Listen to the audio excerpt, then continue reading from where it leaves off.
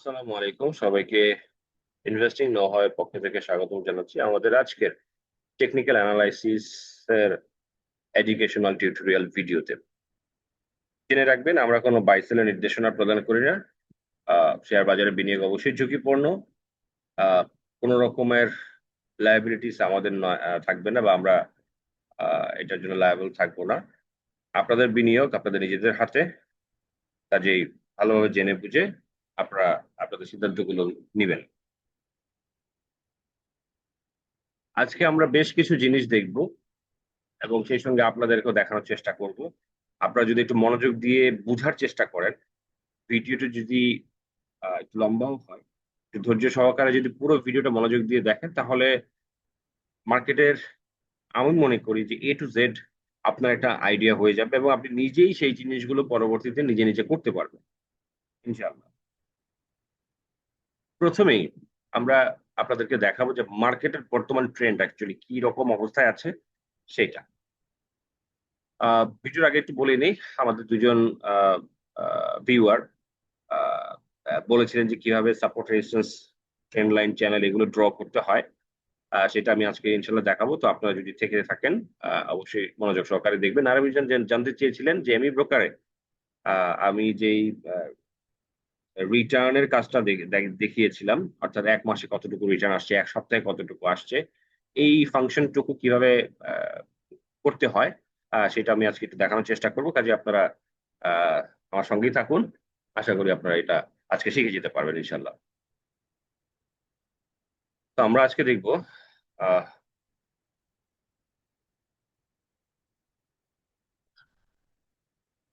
এই যে এখানে ইএমএ ক্রস ওভার হয়েছে, আপনারা নিশ্চয়ই দেখতে পাচ্ছেন সাদা রঙের একটা পজিটিভ সাইন। তো এইটাই হচ্ছে অ্যাকচুয়ালি ক্রস ওভারের ইন্ডিকেশন। এবং এই ক্রস ওভার হওয়ার পরে মার্কেট এখান থেকে আপ করেছে।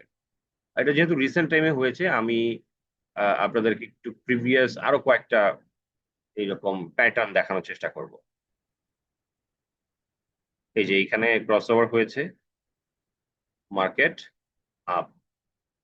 আমি আরেকটু পিছনে যাই, এগুলো তো বড় বড় ক্রস ওভার হইলো, আমি ছোটগুলো একটু দেখাই। লাইক এই যে এইখানে একটু হয়েছে, অর্থাৎ যখন নিচের থেকে উপরের দিকে যাওয়ার সময় ক্রস ওভারটা হয়েছে, তখনই মার্কেট কিছুটা হইলো আপ হয়েছে। এই একটা ব্যাপার। এইখানে আবার মিস যেটাকে বলে যে মিসলিডিং বা মিসগাইডেড একটা চার্ট তৈরি করেছে।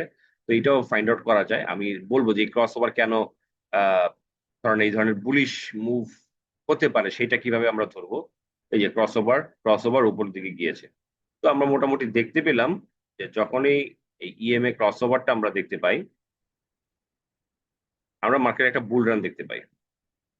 তা আমরা এখন এইখানেও ক্রস ওভারটা দেখতে পাচ্ছি। তো আমরা মনে করি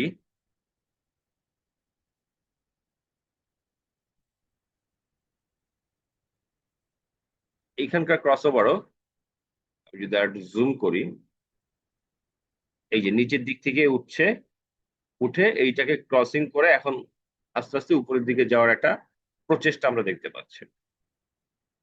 তাহলে এই ক্রস ওভারটা প্রিভিয়াস এই টাইপের ক্রস ওভারের মতো, এটা আমরা মোটামুটি ধরে নিচ্ছি। এবার আমরা একটা জিনিস দেখবো আওয়ার চার্টে কনভার্ট করে। আপনারা নিশ্চয়ই দেখেছেন যে আমি এখানে একটা সাপোর্ট জোন দেখিয়েছিলাম মার্কেটের, এবং সে এই লাইনটার উপরেই আস্তে আস্তে সাপোর্ট নিচ্ছে। তো সাপোর্ট কিভাবে আঁকতে হয় সেটা এখনই আপনারা দেখে নিতে পারবেন।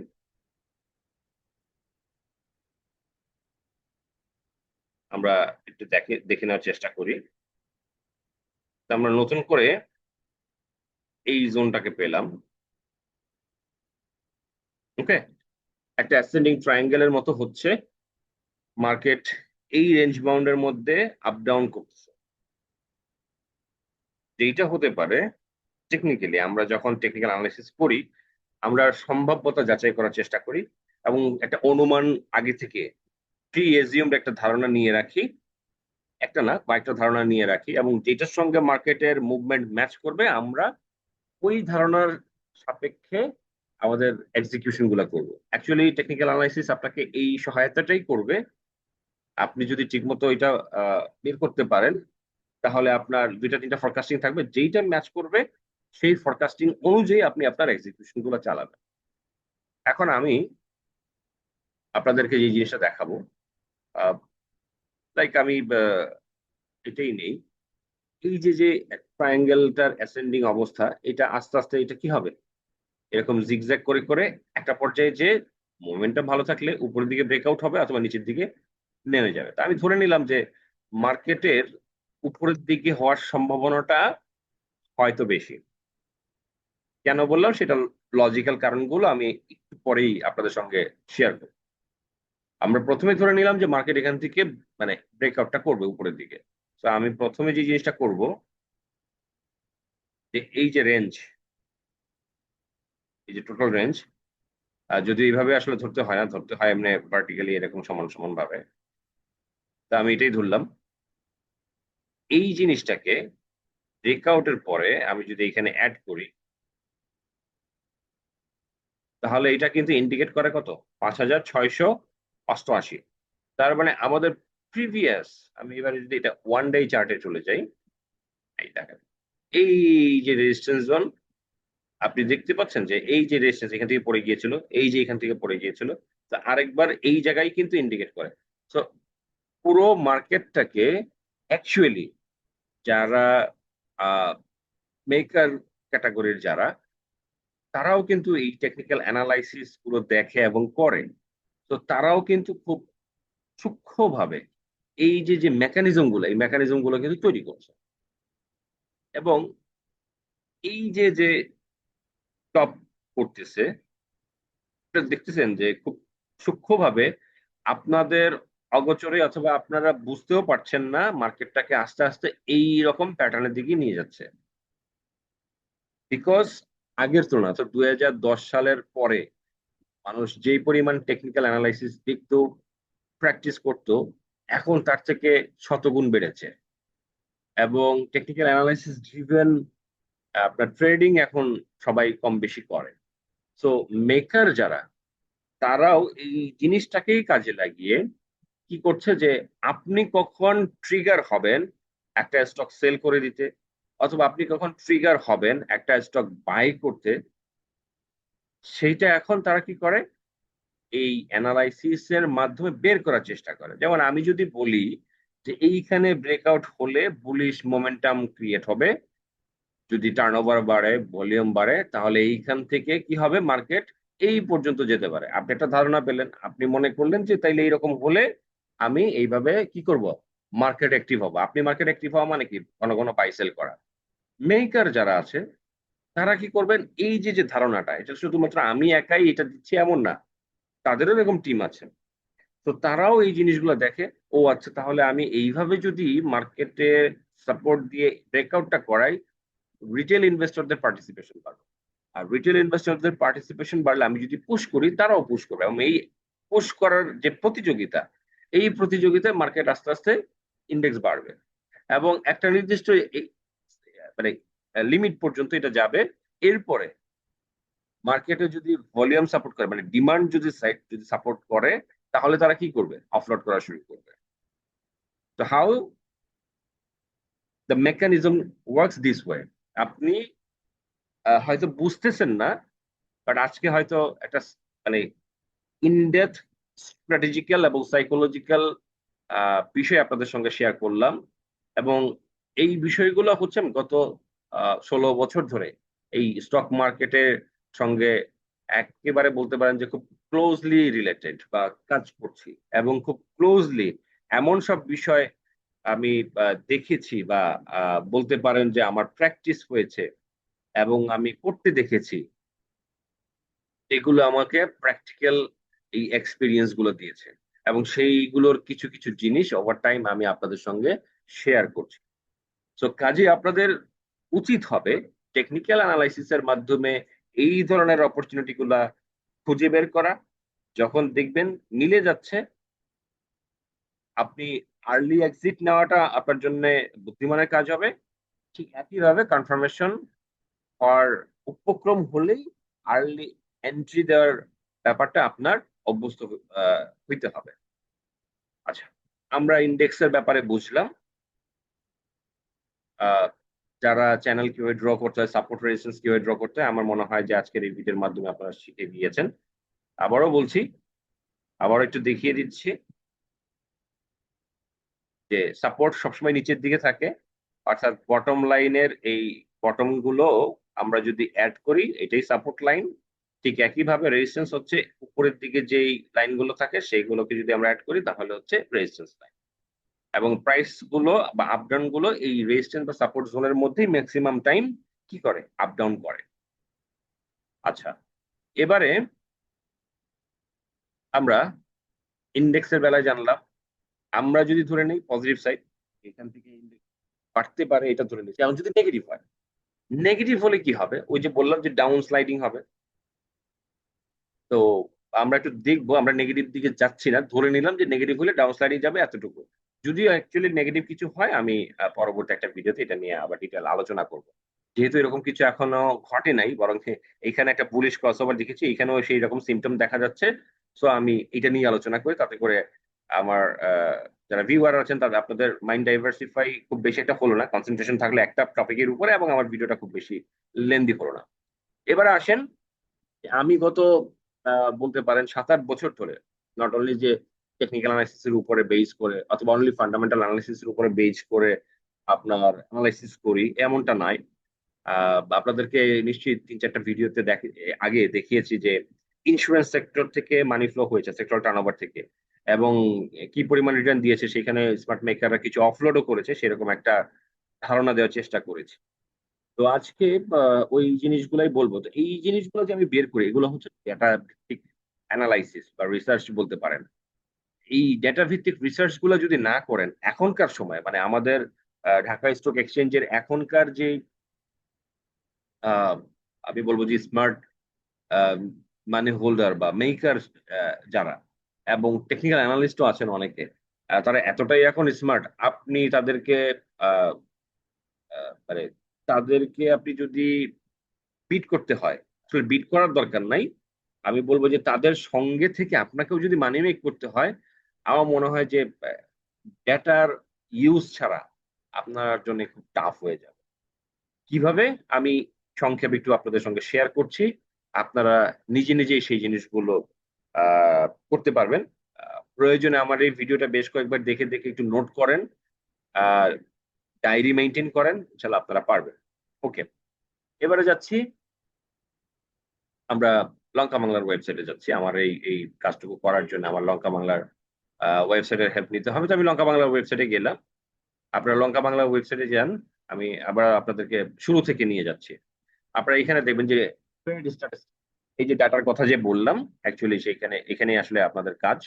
এই ট্রেড স্ট্যাটিস্টিক্স এর মধ্যে আপনি দেখবেন যে 10 ডেজ এখানে একটা অপশন আছে। এই 10 ডেজ এর অপশনের মধ্যে আপনি দেখবেন 10 দিনের কি দিয়ে আছে, ভলিউম দেওয়া আছে, ভ্যালু দেওয়া আছে, অর্থাৎ কত টাকা টার্নওভার হয়েছে, এবং বিএসএক্স ইন্ডেক্সের এখানে আপস এন্ড ডাউন গুলো দেওয়া আছে। তো এইভাবে এই ডেটা গুলো, অর্থাৎ মানুষের ব্রেইন এই নিউমেরিক্যাল ডেটা গুলো নিয়ে প্রসেস করাটা মানুষের ব্রেইনের জন্য একটু ডিফিকাল্ট। ও খুব বেশি পারে না, একটু টাফ টাফ হয়ে যায় এবং মনে রাখতে পারে না। তো যেইটা আপনারা করবেন, এই যে চার্ট অপশন, এইটাতে ক্লিক করে দিবেন। তাহলে এই যে এখানে লাস্ট 10 দিনের যে ডেটা দেয়া আছে সেটা কিন্তু আপনি এখন চোখে দেখছেন, অর্থাৎ গ্রাফিক্যাল প্রেজেন্টেশনটা সবসময় ব্রেন ভালো ক্যাচ করে এবং মনে রাখতে পারে, এবং আপনার বুঝতে সুবিধা হবে।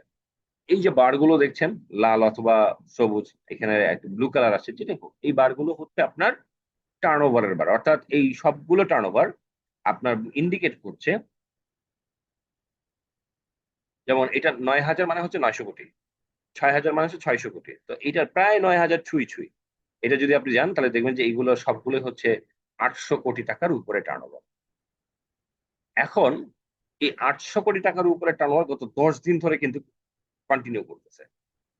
আমরা টেকনিক্যালের ভাষায় যখন ভলিউম অ্যানালাইসিস করি বা টার্নওভার দিয়ে অ্যানালাইসিস করি, আমরা দেখি যে টার্নওভারের কনসিস্টেন্সি আছে কিনা। হ্যাঁ আছে। মার্কেট কি খুব বেশি ফ্ল্যাকচুয়েট করেছে কিনা, না করে নাই। তার মানে এখানে মানি ফ্লো হইতেছে, যারা সাইড লাইনে বসেছিল তারা মানি ফ্লো, মানে তাদের টাকাটা আবার মার্কেটে ইনজেক্ট করছে, অথবা নতুন মানি আসতেছে, অথবা পার্টিসিপেটর যারা তাদের সংখ্যা আগের থেকে বেড়েছে। যখন এই ধরনের অবস্থা হয় তখন এই টার্নওভারের একটা কি থাকে, স্থিতিস্থাপ অবস্থা থাকে। অর্থাৎ 800 কোটি টাকা প্লাস মাইনাস কন্টিনিউ করছে, তার মানে এই টার্নওভারটাই অলরেডি টাকাটা ঘুরে গেছে এবং এই টাকাটা সার্কুলেট হচ্ছে। এবং এইটা সার্কুলেট হচ্ছে বলেই এই যে গত 10 দিন ধরে এইখানে মার্কেট কি দেখছেন না, খুব বেশি ভোলাটিল দেখছেন না। 10-15 পয়েন্ট প্লাস মাইনাস এরকম করে করে কি হচ্ছে, একটা কনসলিডেশন ফেজ তৈরি করছে বা সময় পার করছে। এবং এইভাবেই কিন্তু একটা ক্রস ওভার হয়েছে। ঠিক একইভাবে এইখানে আমরা কি দেখতেছি, টার্ন ওভারের কনসিস্টেন্সি দেখছি। তার মানে কোন একটা স্পেসিফিক আইটেম থেকে প্রফিট টেকিং হয়ে হয়ে অন্য একটা স্পেসিফিক আইটেমে গ্র্যাজুয়ালি কি হচ্ছে, মানি ফ্লো হচ্ছে। সেক্টরাল মানি ফ্লো একটা সেক্টর থেকে কমে আরেকটা সেক্টরে হচ্ছে। এবং ওভারঅল যে নেট টার্ন ওভার, সেটা কিন্তু কমে নাই। নেট টার্ন ওভারটা মার্কেটের টাকা মার্কেটেই আছে।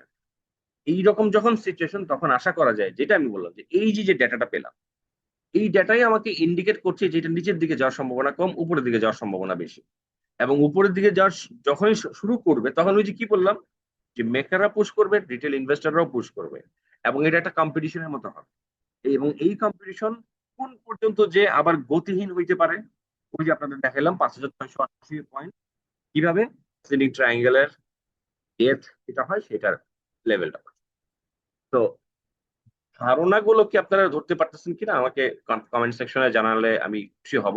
বুঝতে পারবো যে হ্যাঁ, আমি যে ওয়েতে আপনাদেরকে বোঝানোর চেষ্টা করছি আপনারা সেই ওয়েতে বুঝতে পারতেছেন। আর যদি আপনারা বলেন যে না, আমরা এভাবে বুঝতে পারছি না, আমাদের জন্য একটু হার্ড হয়ে যাচ্ছে, তাহলে আমি আমার আর একটু ডিফারেন্ট ওয়েতে কিভাবে প্রেজেন্টেশনটা দেওয়া যায় সেটার ব্যাপারে চেষ্টা করে দেখতে হবে আমার, সেটা আমি ইনশাল্লাহ করবো।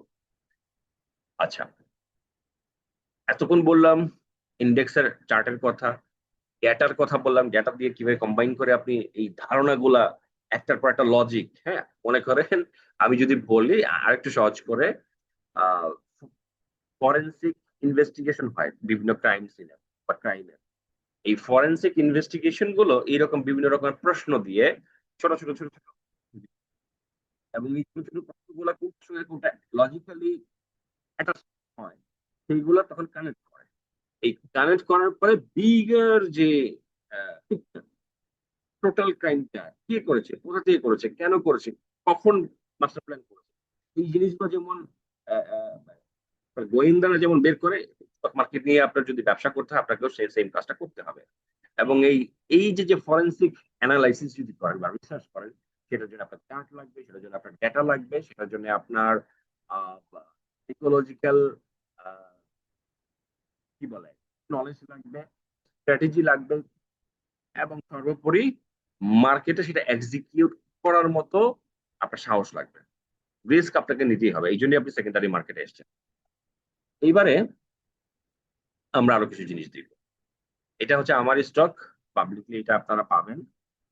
আমি আপনাদেরকে বলবো আপনারা প্রতিদিন এই সেক্টরাল টার্নওভার, এইটার যে কম্পেয়ার অংশটুকু, আমার স্টক.com লিখে সার্চ দিলে একটা পেজ আসবে, এখানে প্রথমে এইটা থাকবে, হ্যাঁ।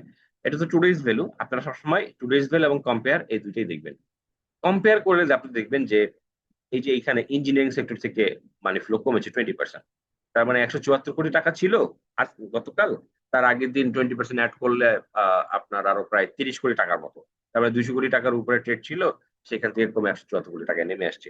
ইন্স্যুরেন্সে আপনার আগের দিন ছিল 142 কোটি টাকা, সেখান থেকে 16% কমে গেছে। তার মানে আপনার এখানে 130 কোটি টাকার নিচে নেমে আসছে ইন্স্যুরেন্সে। তার মানে মানি ফ্লোটা এখান থেকে দুইটা জায়গা থেকে কমছে। বাড়লো কোথায়, এই যে ফার্মাসিউটিক্যালসে বাড়লো, কোথায় ফুড অ্যান্ড অ্যালাইডে, আবার বাড়লো কোথায় আইটিতে কিছুটা কমছে, স্টেবল আছে। লাইফ ইন্স্যুরেন্সে বাড়ছে, আপনারা দেখছেন লাইফ ইন্স্যুরেন্সে কিন্তু বাড়ছে, টেনারিতে বাড়ছে।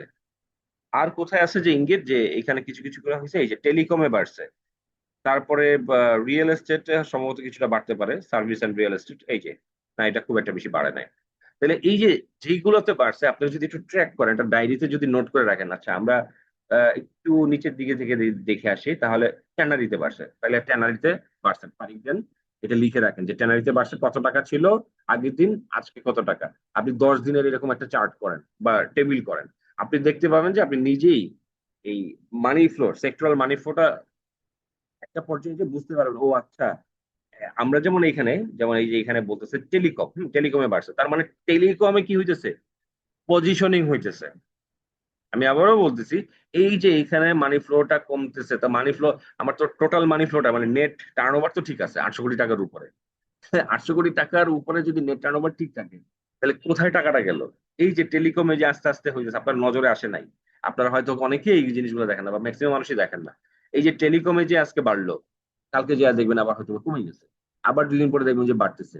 আপনি যদি এটা ট্র্যাক না রাখেন, হ্যাঁ, আপনি যদি প্রতিদিন দেখতে না থাকেন, তাহলে আপনি কিভাবে বুঝবেন যে ও আচ্ছা প্রথম দিন টেলিকমে বাড়ছে, 2 দিন গ্যাপ দিয়ে আবার টেলিকমে বাড়ছে, তার মানে কি স্মার্ট মানি টেলিকমে টাকা ঢুকাইতেছে। এন্ড টেলিকমে যদি টাকা ইন করতে থাকে, তাহলে আমরা একটু দেখে আসি যে টেলিকমের মধ্যে যে স্টক গুলো আছে, এখনই দেখে দেন যে যেমন জিপি আছে, এই যে দেখছেন, এই যে এখানে ক্রস ওভারের মতো এখানে কনসেন্ট্রেট করে, আমি যদি একটু ইয়ে করি আর একটু জুম করি, এই যে সাপোর্ট ডাবল বটম, আহ আগেই বলেছি এই ভিডিওটা আপনাদের জন্য খুবই ইম্পর্টেন্ট। এই যে ডাবল বটম, যখনই প্রাইস লেভেল নেমে আসছে এইখানে বায়ার দাঁড়ায় গেছে, কে দাঁড়াইছে? স্মার্ট মানি। আমরা এই বটম থেকে পরবর্তী বটম যদি দেই, তাহলে কি পাইলাম? সাপোর্ট পাইলাম, এবং এই জায়গাটাতে কি পাচ্ছি? আপওয়ার্ড একটা ট্রেন্ড পাচ্ছি। কারেক্ট? তাইলে আমরা এইখানে দেখতেছি যে কি বলে টেলিকম, এই যে টেলিকমে মানি ফ্লো হচ্ছে। টেলিকমের মধ্যে আর কোন স্টক আছে? রবি আছে। আমরা রবিটা একটু দেখি। আমি এখনই বলছি না, আপনারা এগুলা বাই করা শুরু করেন। এই যে দেখতে পাচ্ছেন যে কিভাবে স্মার্ট মানি এইখানে ইনভলভ হয়েছে, অর্থাৎ 28 টাকা প্লাসে তারা হিউজ পরিমাণ শেয়ার আস্তে আস্তে আস্তে আস্তে কিনবে। এখন একটা স্মার্ট মেকার যদি বলি, আমি মার্কেটের ভাষায় যদি বলি, মেকাররা যদি কোন একটা স্টকে পজিশন নেয়, তারা তো আসলে কম টাকায় বেশি শেয়ার কিনতে চাইবে এবং দীর্ঘদিন ধরে কেনার চেষ্টা করবে, এবং যখনই করবে তখন কি হবে? ওই জায়গাটাতে শেয়ারের প্রাইসে ফল পড়বে না, ওই জায়গাটা support তৈরি হবে। এইখানে তো সেটাই হচ্ছে।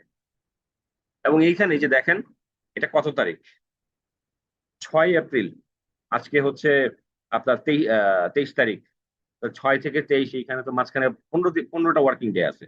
15টা ওয়ার্কিং ডে যদি আপনার এটার অ্যাভারেজ, আমরা যদি ভলিউমটা দেখি একটু, আহ তো এই যে ভলিউমটা, অ্যাভারেজ ভলিউম বলতেছে 17 লাখ, আর পার ডে ভলিউম হইতেছে মেবি আর একটু কম। যখন এটা ইয়া ছিল, কম ছিল, ধরেন অর্ধেক, তাহলে 7 লাখ, 8 লাখ, 6 লাখ এরকম করে হচ্ছিল। তাহলে সে প্রতিদিন যদি এখানে 2 লাখ করে শেয়ার বাই করে, গত 15 দিনে 30 লাখ শেয়ার অলরেডি বাই হয়ে গেছে। এখন আপনি চিন্তা করেন, 30 লাখ শেয়ার বাই করছে, এরপরে সে আরো কিছু শেয়ার এই যে আস্তে আস্তে গ্রাজুয়ালি বাই করে করে করে করে এটাকে হয়তো প্রাইসটা 29 টাকায় নিয়ে যাবে। তো তার কিন্তু এভারেজ কস্টিং 29 টাকা না, তার এভারেজ কস্টিং হবে 28 টাকা, 30 পয়সা, 40 পয়সা, ম্যাক্স 50 পয়সা, এর বেশি হবে না। তো এইভাবে যখন বাই করে করে 29 টাকা পর্যন্ত বাই করবে, তার কস্টিং 2850 হবে। এবং দেখা যাবে আগামী আরো 5 দিন 10 দিন যদি বাই করে, তার হয়তো 50 থেকে 60 লাখ শেয়ার বা 1 কোটি শেয়ার এরকম কি হবে, অ্যাকিউমুলেট হয়ে যাবে। এবং হঠাৎ করে সে তো যদি 20-30 লাখ শেয়ার, কারণ মার্কেটে সেলার যদি মেকার থাকে তাহলে খুব বেশি সেল থাকে, আদারওয়াইজ রিটেলার রিটেলার যারা, ওরা কিন্তু খুব বেশি সেল করে না। আর এইখানে এই প্রাইস লেভেলে তারা যদি এই বিগ একটা কোয়ান্টিটি শেয়ার যদি অ্যাকিউমুলেট করে, এখানে কিন্তু সাপ্লাই থাকবে না। স্বাভাবিকভাবে কেউ যদি শেয়ারটাকে পুশ করে 30 টাকা পর্যন্ত নিয়ে যায়, আপনি তো তখন বাজারে নিউজ পাবেন যে হয়তোবা কোনো না কোনো কারণে এই শেয়ারটা বাড়বে। আপনি বায়ার হবেন, সে তখন সেল করা শুরু করবে। আপনি যত বেশি স্ট্রং বায়ার, সে তত বেশি সাপ্লাই দেওয়া শুরু করবে। তাহলে তার মাঝখানে কি হলো? কমিশন বাদ দিয়ে মনে করেন 30 টাকা থেকে সেল করতে করতে তার কি হলো? 29 টাকা 50 পয়সা। মনে করেন 1 কোটি শেয়ার কিনছে, সে হয়তো বা 40 লাখের মতো বা 70 লাখের মতো, 30 থেকে 70 লাখের মধ্যে মনে করেন যে সেল করেছে, তারপর 1 টাকা করে গ্যাপ, 70 লাখ টাকা হচ্ছে এখানেই ব্যবসা। কয়দিনে ব্যবসা করলে? আপনার কিন্তু কোনো ব্যবসা হয় না। আপনি একবার এটা ধরলেন, আবার হয়তো অন্য জায়গায় চলে গেলেন, এইভাবে সারা বছর দৌড়াইতে দৌড়াইতে আপনার কোনো মানি মেক হয় না। কিন্তু যারা মার্কেট মেকার, তারা এইভাবেই মানি মেক করে। আর এইভাবে যে মানি মেক করে, ওই যে বললাম 2010 সাল থেকে আমি এই মার্কেটের সঙ্গে আছি, আমি এটা সামনাসামনি আমার অভিজ্ঞতা হয়েছে, এতটুকুই ডিসক্লোজ করলাম। তো কিভাবে চার্ট, ডেটা, সেক্টরাল মানি ফ্লো, তারপরে এই যে যে ছোট ছোট আইটেম গুলো দিয়ে আপনাদেরকে আজকে যেটা দেখালাম, আর মনে হয় যে স্টক মার্কেটের কেউ এইভাবে দেখিয়েছে কিনা, একদম প্র্যাকটিক্যাল র ডাটা দিয়ে, র অ্যানালাইসিস দিয়ে এবং সাইকোলজিক্যাল স্ট্র্যাটেজিক্যাল ব্যাপারগুলো ব্লেন্ড করে আমার ডাউট আছে যে আমি কেউ দেখি। যদি আপনাদের জিনিসগুলো ভালো লেগে থাকে, উপকারে এসে থাকে, এবং আপনাদের কাছে যদি মনে হয় যে আমি যে কথাগুলো বললাম সেগুলো অ্যাকচুয়ালি মেক সেন্স, তাহলে একটু কমেন্ট আমাকে জানাবেন। উৎসাহ পাবো আপনাদের সঙ্গে আরো ভালো ভালো কন্টেন্ট নিয়ে আসতে আমাকে সেটা। তো টেলিকমের এই দুইটা স্টক আমরা দেখলাম। এবারে আমাদের ডিটেল আলোচনা শেষ, আমরা এবার অন্য কিছু জিনিস একটু দেখবো। আমরা এই টপ 5 যে সেক্টরাল মানি ফ্লো হয়েছে, আমরা সেগুলোর সেক্টর গুলার একটা অবস্থা দেখবো। যেমন ইঞ্জিনিয়ারিং সেক্টর, আমরা সরাসরি ইঞ্জিনিয়ারিং সেক্টরে চলে যাই।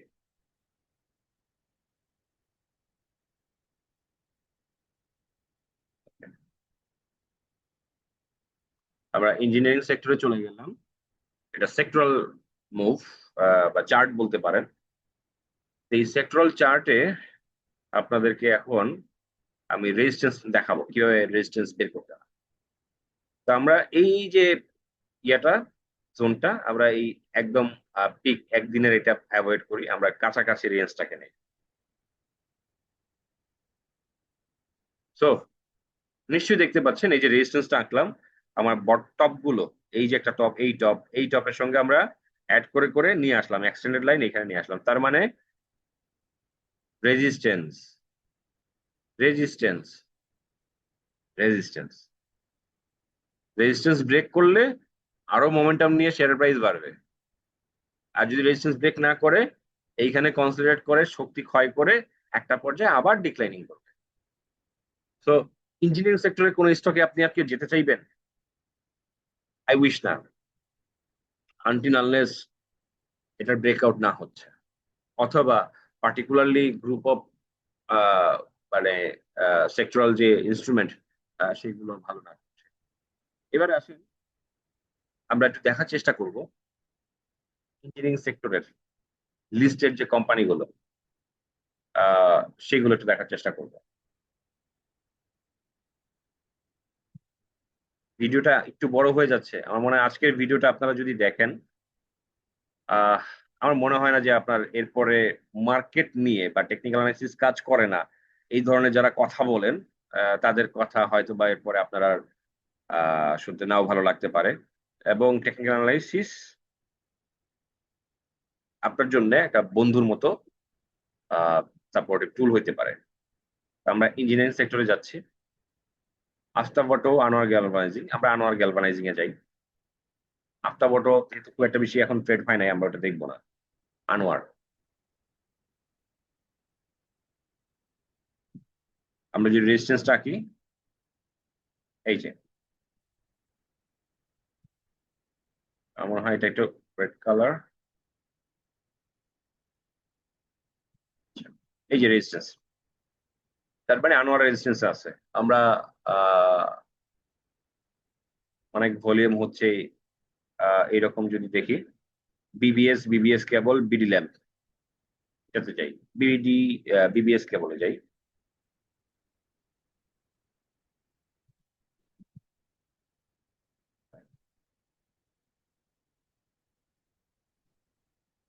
এটা ব্রেকআউট করে উঠেছিল, ধরে রাখতে পারে নাই। এখন এই চ্যানেলটা বরাবর যদি ধরে রাখে, অর্থাৎ 20 টাকার উপরে যদি অ্যাটলিস্ট প্রাইসটা ধরে রাখে, তাহলে বেটার, ভালো। বিডি ল্যাম্পস এই রেজিস্ট্যান্স ব্রেক করে উঠেছে, মাঝখানে একটা গ্যাপ আছে, গতকালকে কারেকশন হয়েছে অলরেডি, মানে একটা কারেকশন, শুটিং স্টার টাইপের একটা সিচুয়েশন তৈরি করতে চাচ্ছে। তো দেখার বিষয় এটা এখানে সাস্টেন করে কিনা, যদি না করে ফল করবে। এটা ফল করা মানে হচ্ছে ওই যে সেক্টরাল যে রেজিস্ট্যান্স দেখাইছি ওইটাও ফেল করবে। আমরা আরো কিছু কোম্পানি দেখি, আহ ডোমিনেজ,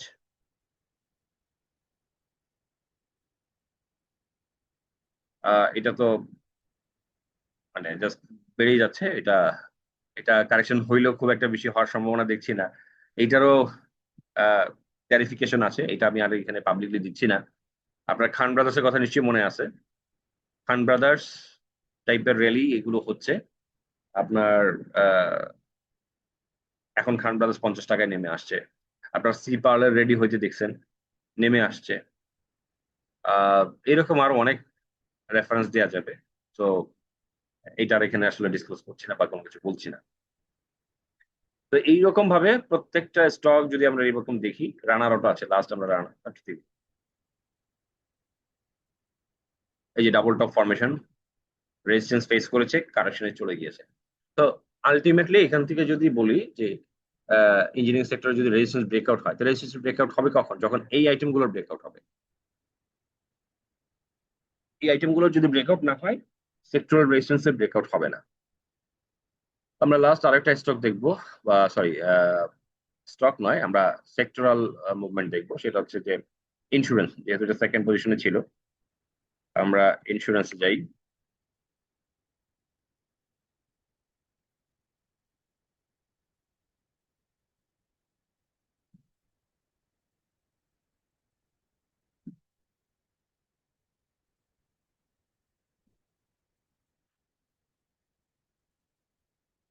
ওকে, আমরা ইন্স্যুরেন্সে আসলাম। আমি আগে থেকে এটা একটু চেক আপ করে রেখেছিলাম, যার জন্য এখানে কিছু জিনিস একটু আঁকাকি করা আছে।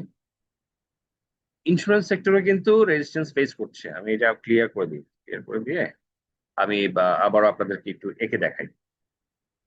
এই যে এই একটা ব্যাপার, ডাবল টপ। আমরা যদি এইখান থেকে নিয়ে আসি, তাহলে রেজিস্ট্যান্সের প্রায় কাছাকাছি। তার মানে অনেকগুলা রেজিস্ট্যান্স, মাল্টিপল রেজিস্ট্যান্স জোনের মধ্যেই ইন্স্যুরেন্স সেক্টরটা অবস্থান করছে। এখন আমরা যদি এইখান থেকে নিয়ে আসি,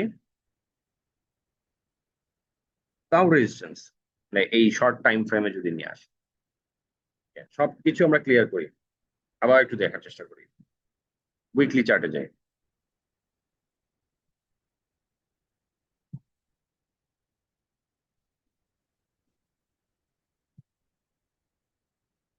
এখন আপনাদেরকে যদি দেখাই, এই যে সবগুলা টপ একসাথে করে যদি নিয়ে আসি, দেখতেছেন অলরেডি রেজিস্ট্যান্স ফেস করছে, এবং এটা এখন কারেকশনের ইঙ্গিত দিচ্ছে।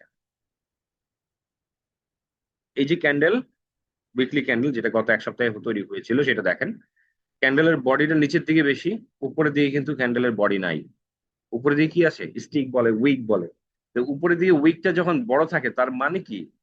সাইকল আপনার এটাকে বলে বিহেভিয়ার, হ্যাঁ, বা সাইকোলজিক্যাল প্যাটার্ন। আপনি যদি বিহেভিয়ারটা দেখেন, বিহেভিয়ার হচ্ছে প্রাইসটা পুশ করে অনেক উপরে উঠাইছিল, কিন্তু সেল অফ হইতে হইতে হইতে হইতে প্রাইসটা নামায় নিয়ে আসছে, যার জন্য উপর দিকে একটা উইক বা স্টিক বা লেগ তৈরি হয়েছে।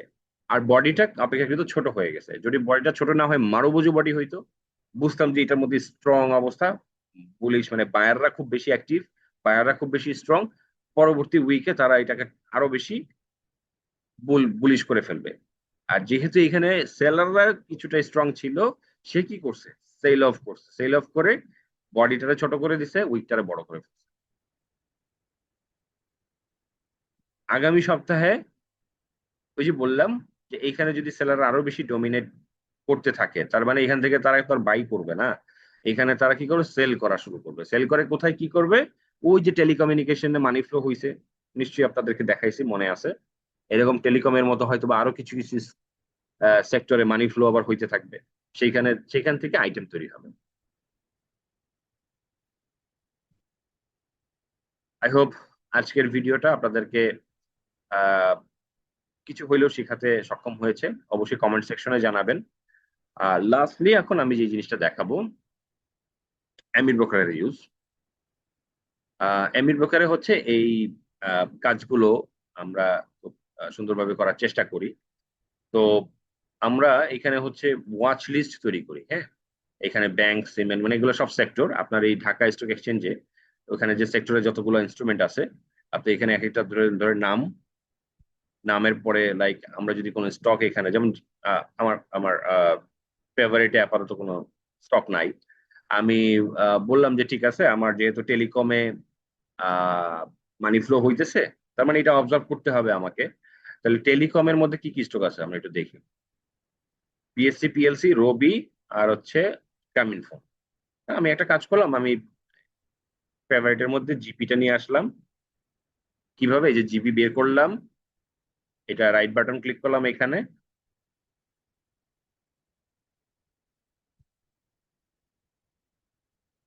ও, দুঃখিত, এইটা আমি এভাবে আসবে না। আমি একটা কাজ করি, এখানে নিউ ওয়াচ লিস্ট তৈরি করি। দেখলেন তো, রাইট বাটন ক্লিক করলাম, যে কোনো একটা ওয়াচ লিস্টার ধরে আমি এখানে একটা ফেভারিট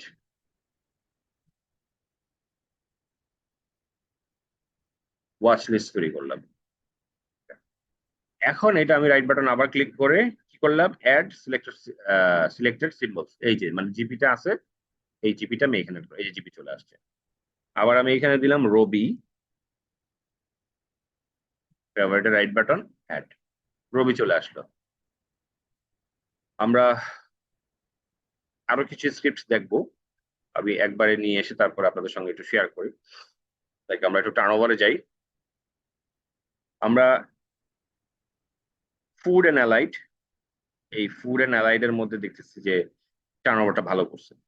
তাহলে ফুড অ্যান্ড অ্যালাইড এর মধ্যে আমরা একটু যাওয়ার চেষ্টা করি। ফুড অ্যান্ড অ্যালাইড, ফুড,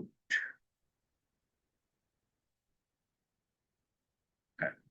তাহলে ফুড অ্যান্ড অ্যালাইড এর মধ্যে এই যে এগুলো আছে, এমসিএল প্রাণ, অ্যাপেক্স ফুড, এই যে অনেকদিন বেড়ে গেছে, এটা এটা আর যাওয়া যাবে না। বঙ্গস বেড়ে গিয়েছে। ব্যাড বিসি আছে, আচ্ছা এই যে ব্যাড বিসি মানি ফ্লো হয়েছে, তাহলে মানে হচ্ছে ব্যাড বিসিতে হয়তো বা পজিশনিং হচ্ছে। আমি ব্যাড বিসিটাকে কি করলাম, এই ফেভারিটে অ্যাড করে দিলাম। ভালো কথা। আমরা দেখি আরো কিছু স্টক পাই কিনা।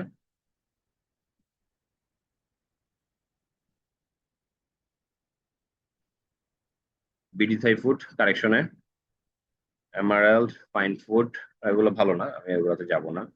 Wang food, bearish, Gemini Sea, momentum নাই। হেইল, লাভেলো, হ্যাঁ লাভেলো ভালো করছে, রাখতে পারেন।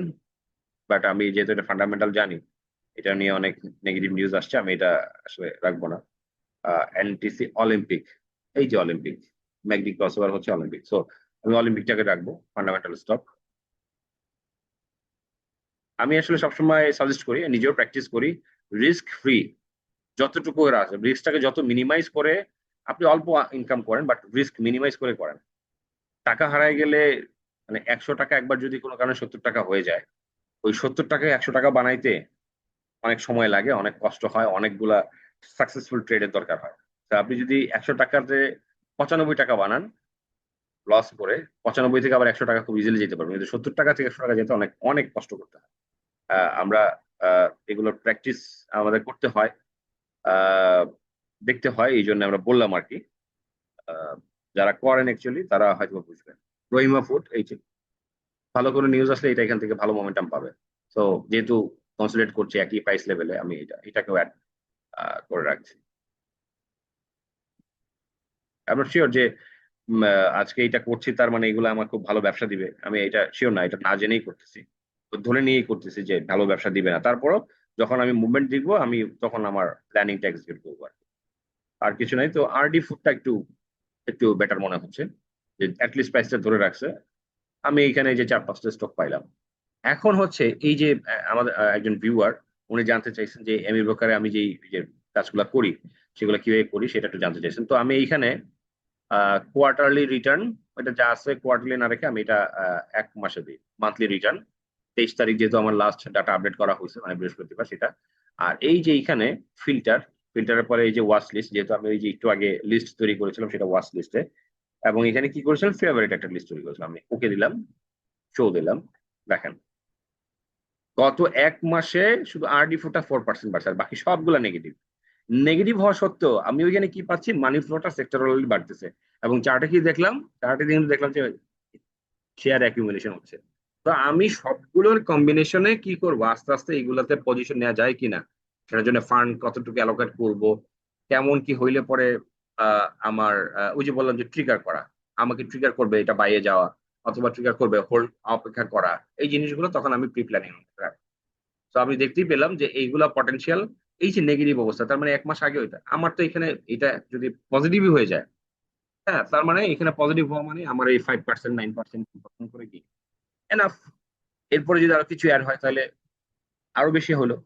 এবং আপনি একটা জিনিস হিসাব করে দেখেন, বছরে এরকম যদি 4টা ট্রেড করতে পারেন, 15% করে গেইন, কথার কথা 15-60%। আপনার 1 লাখ টাকা ইনভেস্টমেন্ট, 60,000 টাকা ইকুইটি গেইন। পরের বছর 1,60,000 টাকা আবার রোল করেন, আবার 15% করে কাউন্ট করতে থাকেন, আপনার টাকা প্রতি 2 বছরে ডাবল হচ্ছে।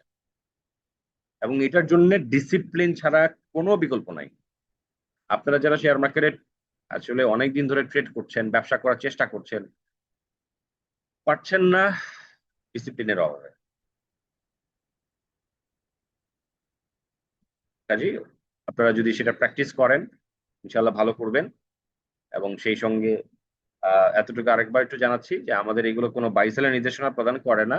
আর আমি ব্যক্তিগতভাবে আমার পূর্ব যে 16 বছরের অভিজ্ঞতা, সেগুলোর আলোকে টেকনিক্যাল অ্যানালাইসিস যেভাবে আপনারা অ্যানালাইসিস করতে দেখেন শিখেন, আমি সেই ওয়েতে অ্যানালাইসিস করি না, সেইভাবে আমি অ্যানালাইসিস করে চার্ট বিট করি না। আমি এটার সঙ্গে আরো অনেক টুলস অ্যাপ্লাই করি, যেটার কিছু গ্লিমস বা কিছু জিনিস আপনাদের সঙ্গে আজকে শেয়ার করেছি।